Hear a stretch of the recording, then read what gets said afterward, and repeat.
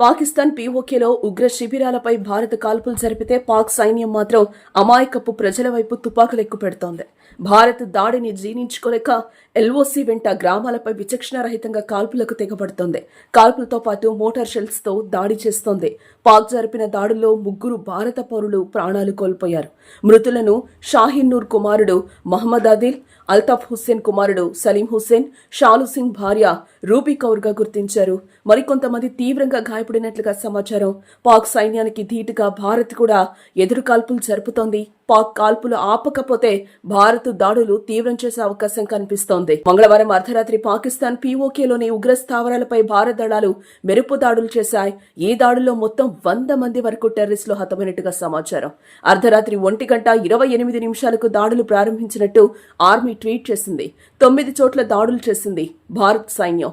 దాడి చేసి ఫైటర్ జెట్లు, పైలట్లు భారత్కు సేఫ్గా తిరిగొచ్చాయి. భారత్ మిస్సైల్ దాడులపై పాకిస్తాన్ ప్రధాని షాబాజ్ షరీఫ్ స్పందిస్తూ దీనికి బదులు చెప్తామని హెచ్చరించారు.